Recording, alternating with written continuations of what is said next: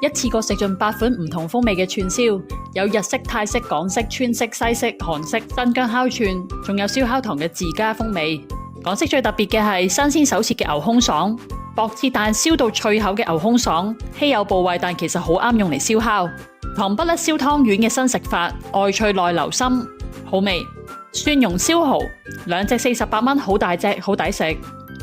自創嘅風味食咗幾款，和牛棒配松露一口飯，濃味嘅組合，但又出奇地夾。仲有海苔黑豚肉鵪鶉蛋，用黑豚肉包住鵪鶉蛋，上面仲有少少蛋黃醬中和翻，一啖有多層次嘅串燒味道。基本盤嘅日式就食咗好多，比較特別嘅係焦糖鰻魚芝士玉子燒，係手工心機嘅捲物。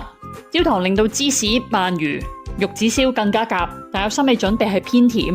但28蚊有咁多手工同心機喺裏面嘅捲物串燒，抵翻晒啦。燒白鱔就好厚同埋爽彈，燒雞心同埋七里香都係值得叫嘅。焦糖青蘋果鵝肝多士，好多串燒店都就咁係鵝肝多士，但佢加埋青蘋果，脆度同埋甜度就升華咗，仲要好大件。最後值得一提就係辣到飛天嘅麻辣燒鴨舌，係好正宗嘅四川辣，唔食得辣嘅可以叫返鹽燒鴨舌。咁多咁講究嘅串燒食材嘅組合，你又想試邊一款？